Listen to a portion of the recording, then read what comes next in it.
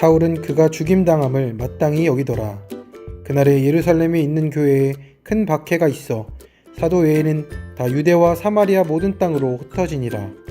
경건한 사람들이 스데반을 장사하고 위하여 크게 울더라. 사울이 교회를 잔멸할세 각 집에 들어가 남녀를 끌어다가 옥에 넘기니라. 그 흩어진 사람들이 두루 다니며 복음의 말씀을 전할세 빌립이 사마리아 성에 내려가 그리스도를 백성에게 전파하니. 아멘. 성도님들 반갑습니다. 손효주 목사입니다.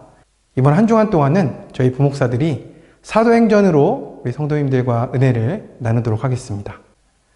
성도님들, 길이 막혔을 때 어떻게 대처하십니까?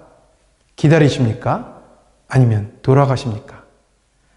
아니면 다른 길을 찾으십니까? 아마 길이 막힌 원인을 우선 파악한 후에 이에 적절한 방법으로 대처할 것입니다. 요즘 우리는 코로나로 인해 온 세상이 큰 막힘과 멈춤의 시대 속에 살아가고 있습니다. 이로 인하여 모두가 영적으로, 정신적으로, 시간적으로 또 재정적으로 손해들을 보고 있습니다.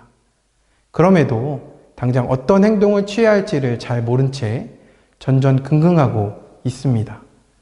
막힘과 멈춤의 시대 속에서 우리는 어떻게 해야 할까요? 미국에 어떤 한 소녀가 있었습니다. 그녀는 타고난 목소리를 가지고 있었습니다. 어려서부터 시작한 찬양 사역은 그녀가 결혼한 뒤에도 계속 이어졌습니다.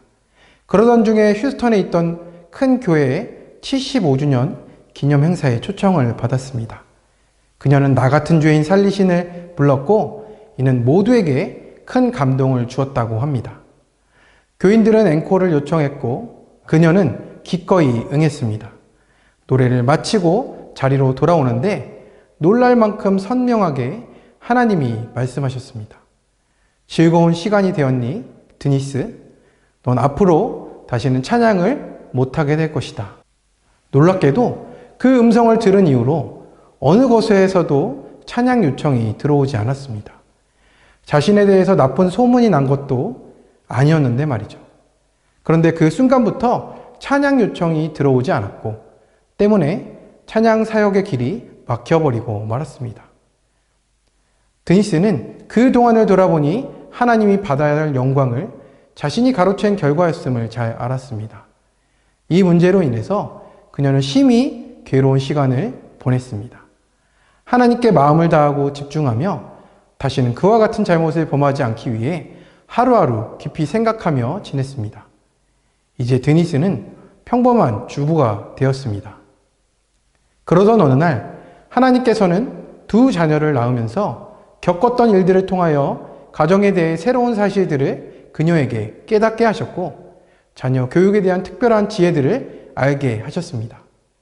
그래서 그런 것들을 또래 엄마들과 함께 나누기 시작했으며 이 모임이 점점 발전해서 오늘날 전 세계적으로 널리 퍼지게 되었는데 이것이 바로 유명한 마더 와이즈 사역의 시작이 되었다라는 겁니다. 시흥의 성도님들, 이 얘기를 들으면서 어떤 생각이 드셨습니까? 드니스처럼 갑작스럽게 다가온 막힘과 멈춤의 상황을 경험하신 분도 많으실 것입니다. 그 속에서 당황하며 불평과 원망으로 일관하는 나의 반응들이 떠오르지는 않으셨는지요? 길이 안 보인다고 다 막힌 것이 아닙니다. 막힘과 멈춤도 하나님의 인도하심의 한 과정이라는 것을 알고 계십니까? 오늘 본문 앞장인 7장에서는 스데반이 유대인들 앞에서 예수님을 증언하다가 사울과 무리들이 돌로 침으로 기독교 역사상 최초로 순교를 당합니다. 오늘 본문에서는 사울은 그의 죽음을 마땅히 여기고 교회를 진멸하기 위해서 각 집에 들어가서 남녀를 잡아다가 옥에 넘기는 살벌한 장면이 나타나고 있습니다. 그리고 바리새인들과 종교 지도자들에 의해 예루살렘에 큰 박해가 시작되었고 사도 외에는 모든 성도들이 유대와 사마리아 모든 땅으로 흩어지게 되었습니다. 이제 겨우 복음이 예루살렘에서 자리를 잡고 교회를 세워가려고 하는 찰나에 이게 무슨 일입니까? 교회들은 박해를 받게 되었고 성도들은 잡혀가거나 흩어져 버릴 수밖에 없다니요. 너무나 암담한 상황이 아닙니까? 하나님은 지금 무엇을 하고 계신 겁니까? 성도님들은 어떠신가요? 이 상황을 어디서 많이 보시는 것 같지 않습니까?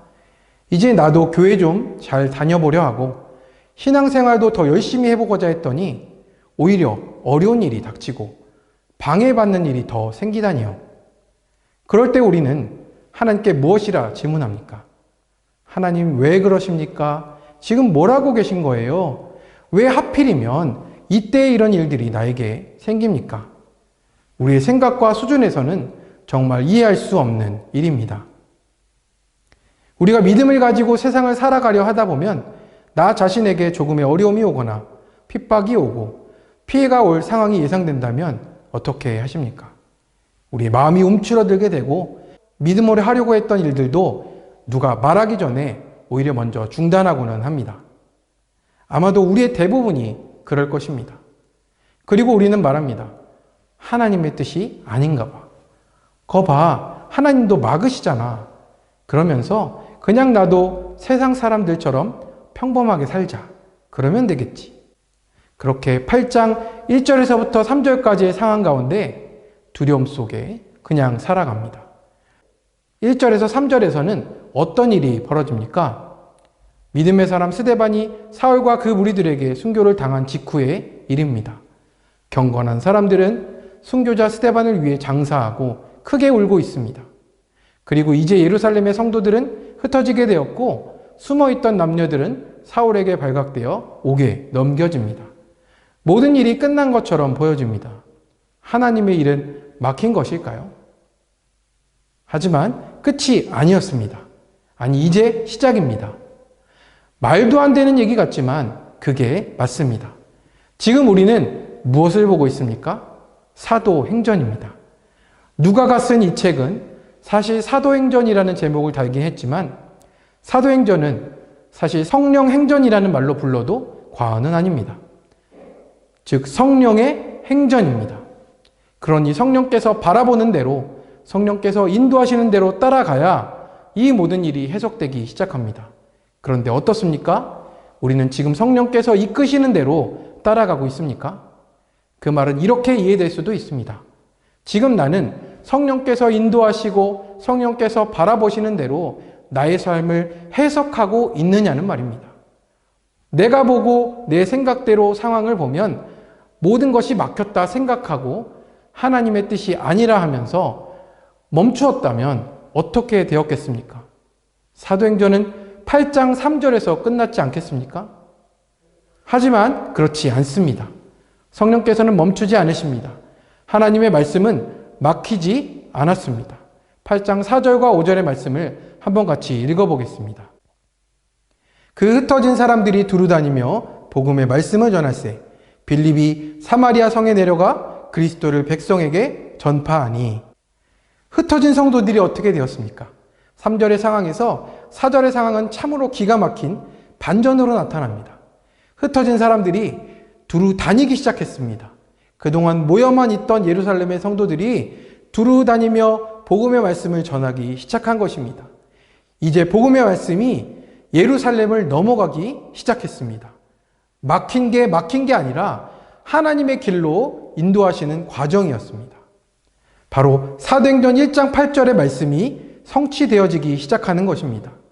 우리가 생각했던 막힘은 잘못된 해석이었습니다. 예루살렘의 박해는 박해로 결론되는 것이 아니라 사도행전 1장 8절의 말씀이 이루어지는 것입니다. 유대를 넘어 사마리아로 그리고 온 이방으로 확장되어지는 일의 시작으로 하나님께서 사용하시는 것입니다. 이제 복음은 어디로 향합니까? 예루살렘의 유대인들이라면 절대로 가지 않았을 곳에 가기 시작합니다. 바로 사마리아입니다. 이방인과 혼혈되었다며 정죄하고 멀리했던 사마리아에도 복음이 전파되기 시작합니다. 5절 말씀에 헬라파 유대인이었던 빌립 집사가 사마리아 성에 내려가 그리스도를 백성에게 전파하기 시작합니다. 이것이 성령의 역사입니다. 성령의 역사는 인간의 모든 막힘, 역사와 관계의 문제, 상처와 갈등들을 넘어 하나님의 뜻을 이루는 능력이 있습니다. 또한 성령의 역사는 모든 일이 잘 되는 기복적인 만사형통이 아닙니다. 로마서 8장 28절의 말씀처럼 우리가 알거니와 하나님을 사랑하는 자 곧 그의 뜻대로 부르심을 입은 자들에게는 모든 것이 합력하여 선을 이루느니라. 성령의 역사는 모든 일이 합력하여 선을 이루게 하시는 것입니다. 내가 보기에 좋은 일, 나쁜 일이 분명히 있습니다. 하지만 성령의 생각은 다릅니다. 성령께서는 그 모든 것을 합력하여서 하나님의 뜻 가운데 선을 이루게 하십니다. 모든 것을 통해서 우리를 구원하시는 하나님의 구속사의 일을 이루어 가십니다. 하나님을 믿는다고 모든 일이 내 뜻대로 잘 되는 것은 아닙니다. 모든 일이 성령의 인도하심 속에 있습니다. 예루살렘 교회가 모이지 못하게 하고 핍박하고 잡아서 가두었을 때 예루살렘의 성도들은 상황에 매이지 않았습니다. 막힌 곳을 보며 막혔다고 불평하고 멈춘 것이 아니라 하나님의 뜻이 향하는 곳으로 방향을 바꾸었습니다. 예루살렘에서 복음을 전할 길이 막히자 복음이 전해져야 하는 곳으로 눈을 돌려 사마리아로, 땅끝으로 나아가기 시작합니다. 이것이 성령의 역사의 비밀입니다. 성령의 인도하심을 따라가는 성도는 모여도 하나님의 뜻에 순종하고 흩어져도 하나님의 뜻을 발견하고 순종하며 삽니다. 잘 돼도 하나님의 뜻을 발견하고 순종하고 내 생각대로 안 돼도 하나님의 뜻을 발견하고 그 자리에서 순종하는 것이 성령의 인도하심을 받는 것입니다. 그렇게 빌립이 사마리아에 내려가서 복음을 전파했을 때 어떤 일이 일어납니까? 성령의 일이 나타나기 시작합니다. 5절에서 8절의 내용입니다. 사마리아의 무리들이 빌립의 말을 듣습니다. 귀신이 떠나가고 중풍병자가 일어나고 못 걷는 사람이 걷는 표적도 나타납니다. 그리고 그 무리들이 한 마음으로 그가 하는 말을 따르게 되는 놀라운 역사가 나타납니다. 그리고 성령께서 하시는 그 일의 결과가 어떻습니까? 8절의 말씀에 그 성에 큰 기쁨이 있더라. 박해로 인해 모두가 흩어지고 두려워 떠는 그때에 성령께서 함께 하시는 일에 빌립 한 사람이 동참하였을 뿐인데 그 온 성에 큰 기쁨이 있게 되었다라고 하는 것입니다. 오늘 우리에게 성령이 함께 하시는 일은 무엇입니까? 바로 예수님의 증인으로 살아가는 것입니다. 동참하는 것이 무엇입니까? 하나님의 뜻이 저 멀리 있는 것이 아니고 지금 내가 있는 자리에서 맡기신 일들 속에 하나님의 뜻에 순종함으로 증언의 삶을 살아가는 것입니다. 시흥의 성도님들, 하나님께서는 우리에게 하나님의 영, 성령을 부어주셨습니다. 그리고 우리와 지금도 함께하고 계시며 오늘도 인도하고 계십니다. 오늘도 성령의 인도하신 가운데 하나님의 뜻을 이루시도록 성령의 일에 동참하시는 오늘 하루, 아니 매일매일이 되시는 시흥의 모든 성도님들 되시길 간절히 축원합니다. 함께 기도하겠습니다. 우리의 삶을 주관하시며 인도하시는 하나님, 오늘도 우리에게 성령을 부어주시고 지금도 함께하고 계심에 감사를 드립니다. 하나님, 우리의 삶 속에서 길이 막히고 걸음을 멈추게 되는 이들로 인해 실망하기도 하고 내 뜻과 내 생각대로 되지 않음에 낙심할 때도 있습니다.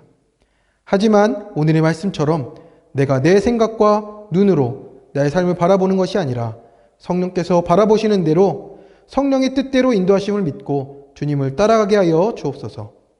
모여도 하나님의 뜻에 순종하고 흩어져도 하나님의 뜻에 순종하게 하시고 내게 주어진 자리에서 하나님께 순종하는 성령의 인도하심을 받는 삶을 살게 하여 주옵소서.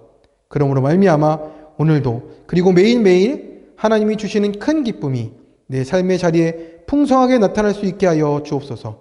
이 모든 말씀 우리 참된 인도자 되시는 우리 주 예수 그리스도의 이름으로 기도드립니다. 아멘.